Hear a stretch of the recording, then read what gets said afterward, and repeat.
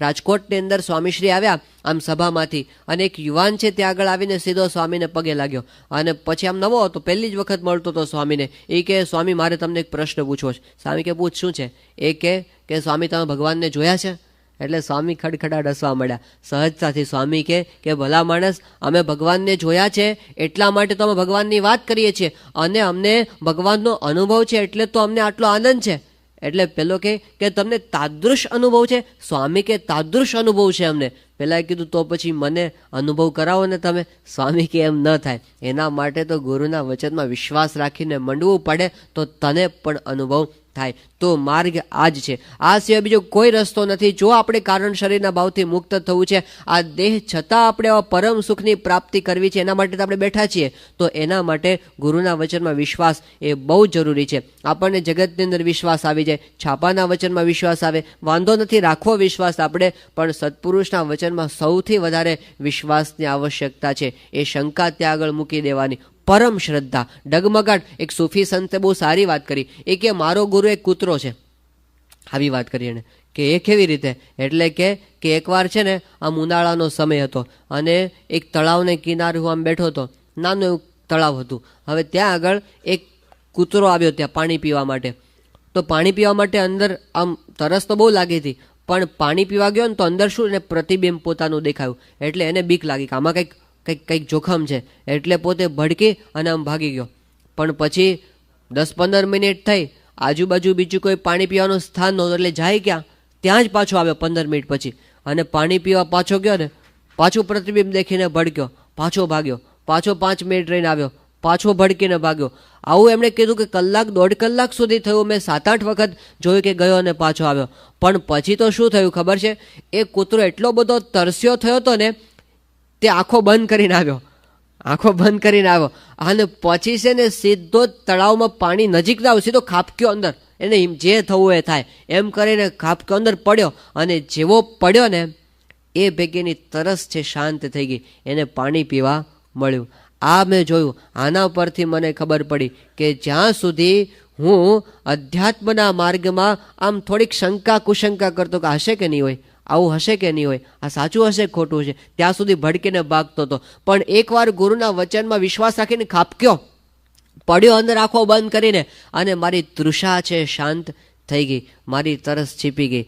એમ એક વખત તો ગુરુના વચનમાં વિશ્વાસ રાખીને કૂદવાનું જ હોય છે. આ જિંદગી સ્વામીને માટે કુરબાન. આ જિંદગી સ્વામીની આંખે આપણે આ વિશ્વને જોવાનું. એ કહે છે જગત નાશવંત છે એટલે છે જ, એ કહે છે આપણું સ્વરૂપ આત્મા છે એટલે છે જ, એ કહે છે કે ભગવાન સ્વામિનારાયણ સર્વ અવતારના અવતારી પૂર્ણ પુરુષોત્તમ નારાયણ છે એટલે છે જ, એ કહે છે કે આ જગતના સર્વ કરતા હરતા સહજાનંદ સ્વામી છે, એ કહે છે કે આ જગતની અંદર ભગવાન સ્વામિનારાયણના હલાવ્યા વિના કોઈનું પાંદડું પણ હલાવ્યું હલતું નથી એટલે છે જ. અને એ કહે છે કે ભગવાન એમના દ્વારા અખંડ આપણને દર્શન આપે છે એટલે આપે છે ને આપે છે એવું આપણને પાક્કું થઈ જાય. સ્વામીશ્રીએ અનેકવાર પોતાના સ્વરૂપની પોતે ઓળખાણ કરાવી છે. એમાં જો વિશ્વાસ આવી જાય કે આ સાચા બોલાસન છે, બસ બીજું કંઈ નહીં, બીજું વધારે સમજાય કે ન સમજાય, સત્પુરુષ સાચું બોલે છે, આટલો જો પરમ વિશ્વાસ આપણને આવી જાય, બધા દરવાજા ખુલ્લા થઈ જાય, કોઈ વસ્તુ આપણને બાકી રહે નહીં. બિલીવિંગ ઇઝ સીઈંગ એવું કહેવામાં આવ્યું છે. અધ્યાત્મના માર્ગમાં ઊંધું છે. આ જગતમાં લોકો શું કે સીઈંગ ઇઝ બિલીવિંગ,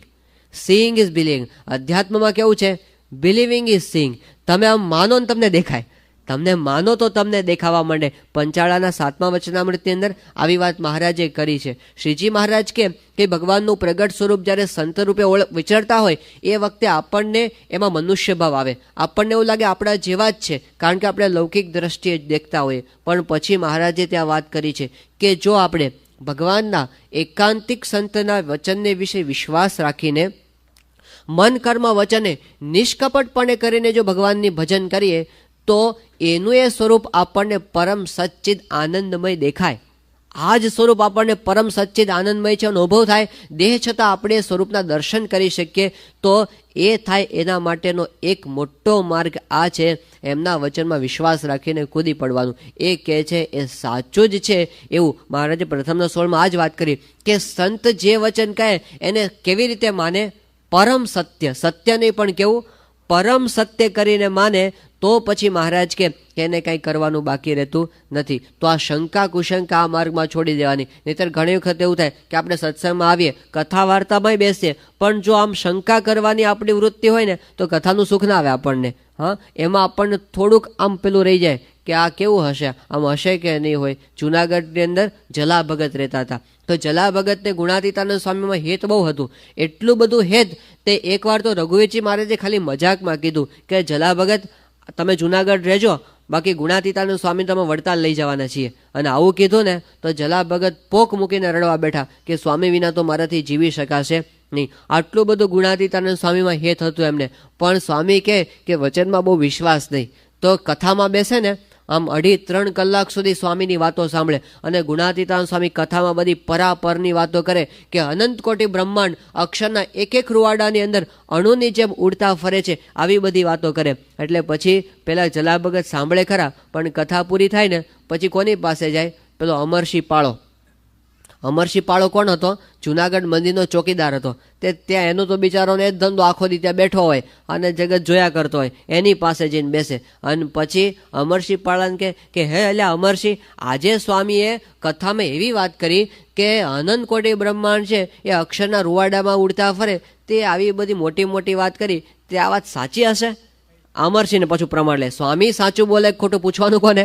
અમરસિંહને પૂછવાનું. એટલે અમરસિંહ કે જલા ભગત તમે સમજો, આ તો બધું કેવું છે કે ગુણાતીતાનંદ સ્વામી આટલા બધા મોટા અને સ્વામીના ગપ્પાય મોટા.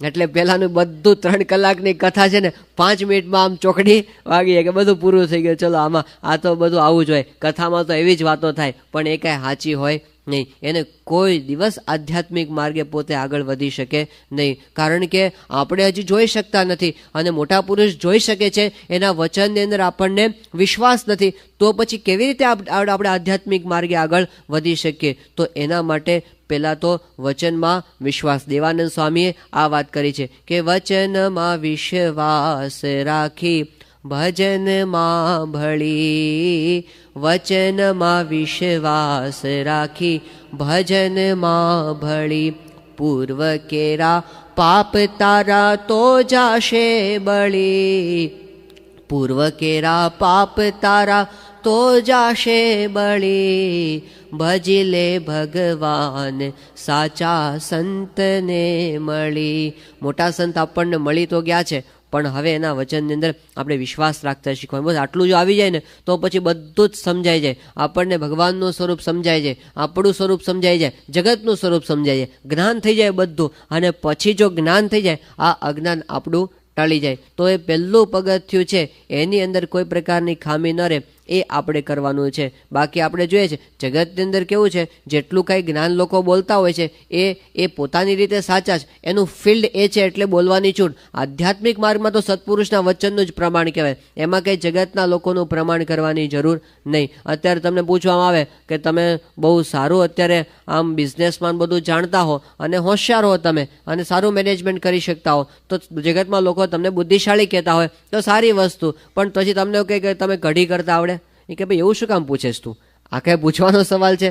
તમને પછી કહે કે આ બહુ સારા ડૉક્ટર છે અને એ છે ને બહુ સારા ઓપરેશન ને બધું કરે છે અને બહુ સારી સર્જરી કરે, કે તમને હાર્મોનિયમ વગાડતા આવડે? પૂછવાનું હોય જ નહીં. હવે કે હાર્મોનિયમને ડૉક્ટરને શું લેવા દેવા? એનું કંઈ ફિલ્ડ થોડું છે. પોતાના ફિલ્ડનું નોલેજ એને હોય, હાર્મોનિયમને નોલેજ ના હોય. અને સંગીતકારને તમે જે કહો કે તમે જ્યારે પથરીનું ઓપરેશન કરી નાખો ને, તો એવું કાંઈ પૂછાય ને? એનું કાંઈ ફિલ્ડ છે ભાઈ, કે એ જુદી વસ્તુ છે આખું. તમે આમ સાવ જુદા ફિલ્ડની વ્યક્તિ હોય એને તમે લાવો અને પછી કહો કે આ તમને આવડે કે ના આવડે. ડૉક્ટર સુબ્રમણ્યમ સાહેબ છે તો બાપાનું ઓપરેશન કર્યું, ગોલ્ડન હેન્ડ એના કહેવાય. પણ તમે કહો કે અમારે છે ને આ નવું મંદિર બને છે, એમાં હવેલી બનાવવાની છે, એમાં કેટલા ફૂટનો બીમ નાખવાનો? એ કે ભલા માણસ મને શું પૂછો છો તમે? એ કે મારું ફિલ્ડ થોડું, એનું ક્ષેત્ર નથી. અને કદાચ સુબ્રમણ્યમ સાહેબ પોતે કહેવા માટે જો આપણને મનાય એ કે આટલા ફૂટનો બીમ નાખજો, તો આપણે કહી દઈએ કે સાહેબ તમે છે ને સર્જરી કરજો, આમાં તમારી બુદ્ધિ ના ચાલે. આપણે એમને ના પાડી દઈએ. એમનું ક્ષેત્ર નથી. જેનું જે ક્ષેત્ર હોય એમાં ચંચુપાત કરવાનો, બીજામાં કરવાનો હોય નહીં. એમ જગતની વાતમાં જગતના લોકો પ્રમાણભૂત, આધ્યાત્મિક માર્ગમાં પ્રમુખ સ્વામી મહારાજ પ્રમાણભૂત. સાચી વાત છે ને? કારણ કે પેલા લોકોને પેલા ક્ષેત્રનો અનુભવ છે, આ ક્ષેત્રમાં સ્વામી બાપાનો અનુભવ છે. એટલે આ વાતની અંદર તો સંતના વચનો પ્રમાણભૂત કહેવાય. એ જે કે એ આપણે માનવાનું. અને એમણે આપણને કીધું છે કે મને અનુભવ છે, એ પોતે કહે છે કે મને આવું દેખાય છે, તો પછી આપણે વિશ્વાસ રાખીને માંડવાનું, તો આપણને પણ એમના જેવી પ્રાપ્તિ દેહ છતાં થાય. તો આ વિશ્વાસ છે ને બહુ મોટી વસ્તુ છે, બહુ મોટી ચાવી છે. એ હાથમાં આવી જાય તો કામ થઈ જાય. આ જગતની અંદર કેવું છે, લોકો જે દેખતા હોય એના આધારે બધું પ્રમાણ કરે. અને કેટલાક લોકોને કેવું હોય છે કે બહુ ઊંડો વિચાર નથી કરતા ને એટલે પછી એને ભગવાનમાં શ્રદ્ધા બેસતી નથી. અધૂરું આછકલું જ્ઞાન, પૂરેપૂરું જ્ઞાન ન હોય, થોડુંક જ્ઞાન હોય એટલે પછી પોતે કે ચલો આ તો બધું અંધશ્રદ્ધા છે. લોકો શું કહે છે કે તમે કંઈક આમ ચમત્કાર દેખાતો તો અમને મનાય. આવું કેટલાકને હોય છે કે ભગવાન છે ને એ આમ કંઈક દેખાડે તો આપણને મનાય. તો પછી હવે એ કેટલાક ચમત્કાર ભગવાન બતાવે. શ્રીજીમાં જે વચનામૃતની અંદર એવું લખેલું છે કે ભગવાન રોજ ચમત્કાર બતાવે છે. એ ખબર છે? રોજ ચમત્કાર બતાવે, અનંત ચમત્કાર બતાવ્યાથી એક વચનામૃતમાં આવે છે. કયું વચનામૃત? પ્રથમનું 27મું. પ્રથમનું 27મું વચનામૃત છે ને એમાં મહારાજ કરી ભગવાન રોજ ચમત્કાર બતાવે છે. કયા ચમત્કાર? તો આપણે પોતે જ ચમત્કાર છીએ. આપણું જે શરીર છે ને ચમત્કાર. અહીં કોઈ એમ કે ચલો આપણે લોસ એન્જલસ, આપણું કયું મંદિર કહેવાય અહીં? આ મંદિર છે ને એની અંદર આપણે એવો એક ચમત્કાર થાય છે કે કોઈ પાણીનું ટીપું મૂકે ને તો અંદરથી કેમેરો બનીને બહાર આવે છે. ઓહો, પાણીના ટીપામાંથી કેમેરો? તો આખું સિટી જોવા માટે ભેગું થાય કે નહીં? પણ કોઈ એમ કે ના, પાણીના ટીપામાંથી છે ને આખી કેમિકલ ફેક્ટરી બનીને બહાર આવે છે. એ કે તો આખું કેલિફોર્નિયા ભેગું થાય. અને કોઈ કે આ મંદિરમાં તો એવા ચમત્કાર થાય છે, પાણીનું ટીપું મૂકો ને એમાંથી છે ને આખું સુપર કોમ્પ્યુટર બનીને બહાર આવે છે. હવે આવું કોઈ કે ક્યાંથી મનાય આપણને? પણ મહારાજ કે આવું થાય છે, રોજ થાય છે. કેવી રીતે? તો આપણને સાયન્સ એવું કહે છે કે આપણી આંખ છે ને એ દુનિયાનો સારામાં સારો કેમેરો છે. એનાથી સારો કેમેરો દુનિયામાં કોઈ હજી સુધી થયો નથી, કોઈ નહીં. આપણું લીવર છે ને એ દુનિયાની સારામાં સારી કેમિકલ ફેક્ટરી છે. એવી કેમિકલ ફેક્ટરી હજી સુધી કોઈ ડિઝાઇન કરી શક્યું નહીં. આટલી સાઇઝની અંદર આટલા કેમિકલ્સ આટલા એફિશિયન્ટલી આમ પ્રોડ્યુસ થતા હોય. અને રો મટીરિયલ શું? આમ દાળ ભાત શાક રોટલા એ બધું. હવે એ તો આપણું રો મટીરિયલ પાછું આ દેશમાં તો અઠવાડિયે મળતું છે પાછું. એ હરખું મળે ના મળે એવું જે મળે તે નાખો. તો એવામાંથી આવું સરસ બધા જે જરૂરી હોય બધા કેમિકલ્સ બને છે. તો એ જુદી વસ્તુ છે કે કંઈક આની અંદર વિશેષતા છે. અને આપણું સુપર કોમ્પ્યુટર કયું છે? બ્રેઇન. ગ્રે કમ્પ્યુટરની વાત સાંભળી હતી. 1 સેકન્ડની અંદર 400 મિલિયન કેલ્ક્યુલેશન કરે છે. 400 મિલિયન કેલ્ક્યુલેશન્સ ઇન 1 મિનિટ, ના 1 સેકન્ડ. 1 સેકન્ડની અંદર કરે 40 કરોડ. હવે એક ગ્રે કમ્પ્યુટર છે ને એ આખું વર્ષ જેટલું કામ કરે ને એટલું કામ આપણું મગજ 1 મિનિટમાં કરે છે. હવે આ તો સાયન્સ કહે છે, આપણે કહેતા જ નથી. તો ક્રે કમ્પ્યુટરના ડિઝાઇનરનું નામ આપણે ગોખી નાખીએ કે ફલાણા ડિઝાઇનરે બનાવ્યું. પણ આ કમ્પ્યુટર કોઈ ડિઝાઇનર ખરો કે નહીં? આ કે એક્સિડેન્ટલી બની જાય? આ પહેલું કમ્પ્યુટર એક્સિડેન્ટલી નથી, આ કેવી રીતે બને? એના કરતાં આટલું સારું કમ્પ્યુટર તો આનો કોઈ બનાવનાર હોય કે ના હોય? શ્રીજી મહારાજ આ ચમત્કારની વાત કરે છે. અને પ્રથમના 27 મહારાજ એ જ વાત કરી કે જળના બિંદુમાંથી મનુષ્ય પ્રગટ થઈ આવે છે અને એને હાથ કાન નાક આદિક ઇન્દ્રિયો થઈ આવે છે. એ કોણ કરે છે? મને મળ્યા એવા જે પ્રત્યક્ષ ભગવાન તે વતે જ થાય છે. એ વિના બીજો કોઈ આશ્ચર્યનો કરનારો નથી. આ આશ્ચર્ય આપણી નજર સામે રોજ થાય છે. અને પાછું આમ રોજ નવા કેટલા હજારો મોડેલ રોજ આ જગતની અંદર આવે. આટલા તો આપણે જ બેઠા છો, બધા જ નવા મોડેલ છે કે નહીં? અને પાછી આ ફેક્ટરીની વિશેષતા શું છે ખબર છે? પહેલેમાં તો કેવું છે, આ તો એક તમે સેમ્પલ તૈયાર કરવું હોય ને ફેક્ટરીમાં, પછી તો આમ ધડ બધા યુનિફોર્મ એવા જ બહાર પડે, એક હરખા જ. આ તો બધાય જુદા. આમ એક હરખા બે મળે નહીં. આમ બે જોડિયા ભાઈ હોય ને, આપણે કહીએ કે ચલો ટ્વિન્સ છે, તો કેવું કે અઠવાડિયા સુધી કદાચ આપણને ભ્રમ થાય કે આ બંને એકબીજાની સાથે મિક્સ થતા એવું લાગે. પણ એક અઠવાડિયું ભેગા રહો એટલે ખબર પડી જાય કે આ ભગો છે ને આ મૂળો છે. મહારાજ વચનભાઈ વાત કરી છે, ભગવાન મૂળો નોખા પછી પડી જાય. એ ખ્યાલ આવી જાય આપણને. એટલે નથી, બધા જ જુદા. આ અને પેલા વિદ્વાનો તો વાત કરે છે, બધા જાણકારો, કે આપણા અંગૂઠાની ફિંગરપ્રિન્ટ છે ને, આ હવે અબજો માણસો આ પૃથ્વી પર આવી ગયા અને અબજો માણસો ભવિષ્યની અંદર આવશે. પણ કોઈ પણ બે વ્યક્તિના આ અંગૂઠાની ફિંગરપ્રિન્ટ સરખી નથી, બધાની જુદી. કેટલી ડિઝાઇનો, કેટલા બીબા રાખ્યા હશે. આટલા માટે ભગવાને બોલો. હવે આવા આશ્ચર્યનો તો બહાર આવે એમ નથી. એક ખાલી આપણે શરીરની અંદરથી બહાર નીકળાયું નથી તો વિચાર તો આવે કે નહીં કે આપણી બુદ્ધિ સમજી ન શકે એવી કોઈક મિકેનિઝમ આ બ્રહ્માંડની અંદર ચાલે છે. આપણી બુદ્ધિ ન પહોંચે એવી કોઈક વસ્તુ આ જગતની અંદર છે, એ સ્વીકાર્યા વિના છૂટકો નથી. એ સ્વીકારે પછી કે એ તો સંતનું કામ, હવે આપણી બુદ્ધિ ત્યાં સુધી પહોંચશે નહીં. બાકી બુદ્ધિના દોડથી કોઈ દિવસ ભગવાનને સમજી શકાય એવા નથી. ત્યાં સંતના વચનમાં વિશ્વાસ. પેલી રિચર્ડ એલ્પર્ટની વાત ઘણાએ સાંભળી હશે કે અહીંયા આગળ પોતે હાર્વર્ડ યુનિવર્સિટીની અંદર એ પોતે સાયકોલોજી અને સાયકાઇટ્રી ડિપાર્ટમેન્ટની અંદર હેડ ઓફ ધ ડિપાર્ટમેન્ટ હતા અને બહુ જ બુદ્ધિશાળી માણસ. અને એણે પોતે આ LSD ડ્રગ ઉપર સંશોધન કરેલા. 1956થી એ પોતે આમ સંશોધન કરતા હતા અને વર્ષો સુધી પોતે એટલા બધા 10,000 જેટલા એક્સપેરિમેન્ટ એને બોલે LSDના કર્યા. પોતે આમ માણસોને આપે, પછી પશુને આપે, પછી માણસોની અંદર બુદ્ધિશાળીને આપે, પ્રોફેસરને આપે, વિદ્યાર્થીને આપે, ડૉક્ટરને આપે, સાયકોલોજીસ્ટને આપે, પછી આમ ખાધા પહેલાં આપે, ખાધા પછી આપે, સંગીતની સાથે આપે. અને પછી કેટલા બધા ડોઝ તો એને પોતે 700 જેટલા ડોઝ તો પોતે લીધા હતા પોતાના શરીર પર. અને આવા બધા પ્રયોગો કરેલા LSDના બધા. એટલે ફાધર ઓફ LSD કહેવાતા, હજી કહેવાય છે. હવે એ પોતે ઇન્ડિયા ગયા હતા ત્યાં. એને ત્યાં આગળ આમ હિમાલયમાં કંઈ ગયા હશે, કથા તો બહુ લાંબી છે, પણ ત્યાં આગળ એને એક સંત મળ્યા, નીમ કરોલી બાબા. હવે હિમાલયમાં તો ઘણા બધા સિદ્ધ પુરુષો આવા બધા છે. તો ત્યાં આગળ એને જઈને પોતે એને ખાલી મળવું હતું એને, પણ પેલો માણસ હતો ને એને મળ્યા ને એની પ્રતિભાથી એને જુદું કંઈક લાગ્યું. એ પોતે ગાડી નીચે પાર્ક કરીને એની ગુફામાં ગયા હતા, નીમ કરોલી બાબાની ગુફામાં. એટલે ત્યાં જઈને પોતે બેઠા તો પેલા બાબાએ કીધું કે તારી ચાવી છે ને, તારી ગાડી મને આપી દે. આણે ના પાડી કે આ બાવો મારી પાસે પહેલી જ મુલાકાતે ગાડી માગી લે. એ કે ના, હું નહીં આપું, હું તો ખાલી તમને મળવા માટે આવ્યો છું ને સમાગમ કરો. સારું કે તું આજની રાત સૂઈ જા, સામેની ગુફામાં સવાર આવજે. એટલે રાત્રે હોવાની વ્યવસ્થા કરી દીધી. બીજે દિવસે સવારે આવ્યો ને અને આવીને બેઠો એટલે પેલા સાધુ મહાત્મા હતા ને એ કે ગઈકાલે રાત્રે તું આકાશમાં તારા જોતો હતો. એ કે આને કેવી રીતે ખબર પડી હું તારા જોતો હતો આકાશમાં? પછી થયું કે હિમાલયમાં કોઈ આવે અને આકાશના જેવું બનતું હશે એટલે આને ગપ્પું માર્યું. એટલે જરા ચાલુ છે કે અંતર્યામી પણ બતાવવા માટે. એ કે હા તારા જોતો હતો. પેલો કે તારી માને સંભાળતો હતો. એ કે આને ક્યાંથી ખબર પડી વળી આવું આની પાસે ક્યાંથી આવું? એટલે એણે કીધું કે હા સંભાળતો હતો. એ કે તારી માં મરી ગઈ છે? એને વધારે આશ્ચર્ય. અને કે પેલો પેન્ક્રિયાસનો રોગ હતો એમાંથી મરી ગઈ.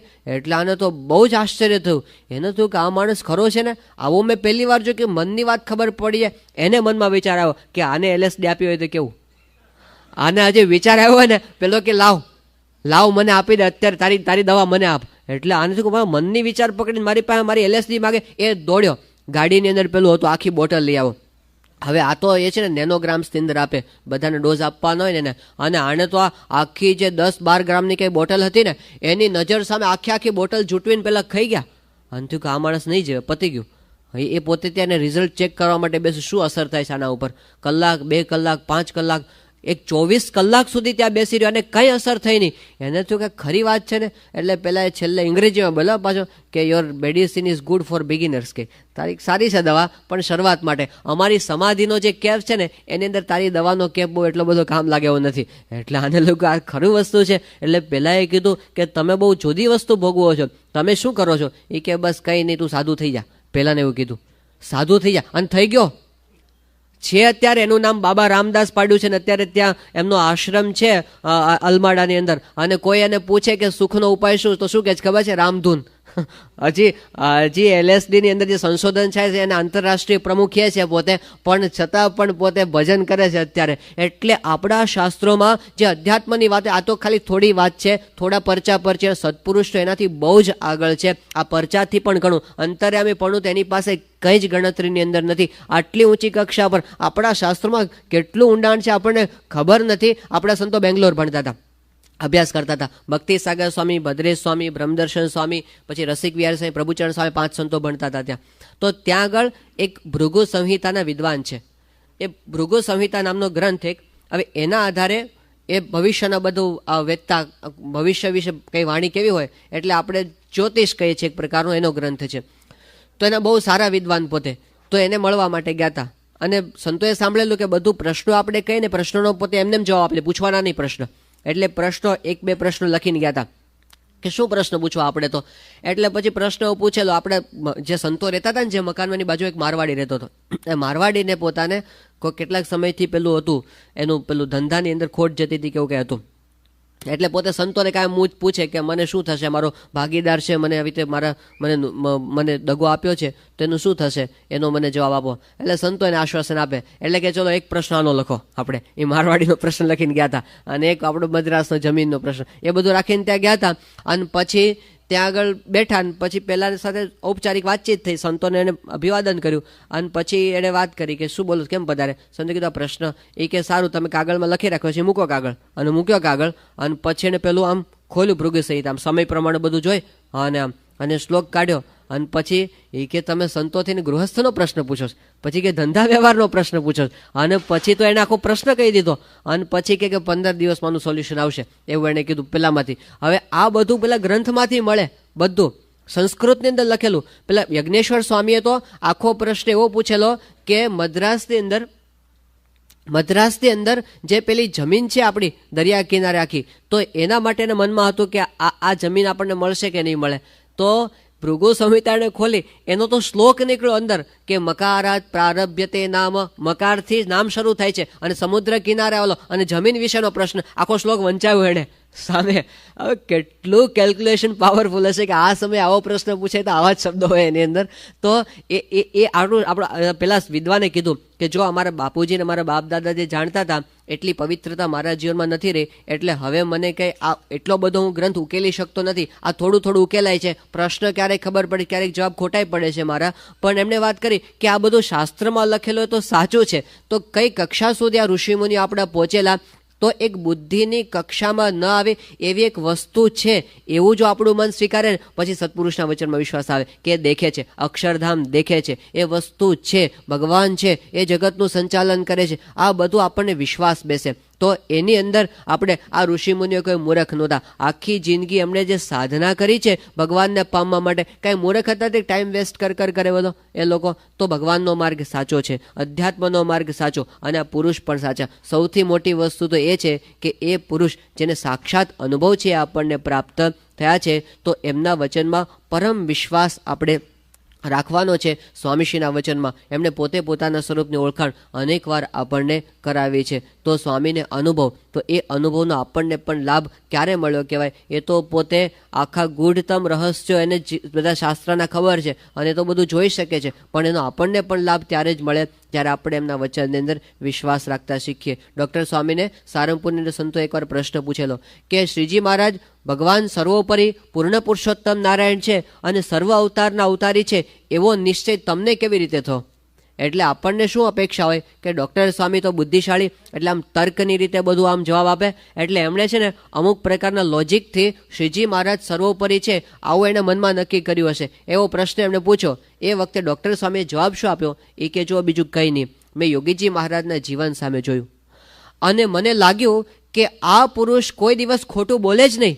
અને પછી એમના વચને મને નિશ્ચય થયો કે શ્રીજી મહારાજ સર્વોપરી ભગવાન છે. આ જ એક રસ્તો છે. પ્રમુખ સ્વામી મહારાજના જીવન સામે જોઈએ આપણને પળે પળે પ્રતિ થાય અત્યંત નિર્મળ અંતઃકરણ છે એમનું, એ પુરુષ કોઈ દિવસ ખોટું બોલે નહીં. સપનામાં પણ જેને કોઈ દિવસ કોઈનું અહિત થાય એવો વિચાર કર્યો નથી, એ પુરુષના અંતઃકરણની અંદર આપણા કલ્યાણ સિવાય બીજું કંઈ નથી, કોઈ સ્વાર્થ નથી. અને એ પુરુષે આપણને કીધું શ્રીજી મહારાજ પૂર્ણ પુરુષોત્તમ નારાયણ, એ પુરુષે આપણને એમ કીધું કે તમને ભગવાન સાક્ષાત દર્શન આપે છે. સારંગપુરની અંદર સ્વામીશ્રી બોલેલા, સ્વામી કે તમને કોઈ એમ પૂછે કે તમે ભગવાનને જોયા છે તો છાતી ઠોકીને એમ કેવું કે મેં ભગવાનને જોયા છે. અને પછી બોલ્યા કે શાસ્ત્રી મહારાજના યોગી મહારાજના દર્શન કર્યા એટલે ભગવાનના દર્શન કરેલા છે. એટલે આપણે શું સમજવાનું? પ્રમુખ સ્વામી મહારાજના દર્શન આપણે કર્યા, છાતી ઠોકીને આપણે કહેવાનું કે આપણે ભગવાનના દર્શન કરેલા છે. આ વાસ્તવિકતા છે. તો એવા પુરુષ આપણને પ્રાપ્ત થયા જેની અંદર માયાનો સર્ગ નથી, જે પોતે ગુણાતીત છે, જેમને પોતાને ભગવાનનો સાક્ષાત્કાર છે, અને એનાથી આગળ વધી અને એ પોતે ભગવાનના સ્વરૂપ સમાન બની ગયા છે. તો મહારાજે આ કારણ શરીર ટાળવાની વાત એ કરી, તો પહેલાં એમના વચનમાં વિશ્વાસ આવતો થાય, પછી તરત જ આપણને બધી વસ્તુ સાચી મનાવવા માંડે, અને જે વસ્તુ નથી દેખાતી એ વસ્તુ પણ આપણને મનાવવા માંડે. તો મહારાજ સ્વામીને ચરણોમાં પ્રાર્થના કરીએ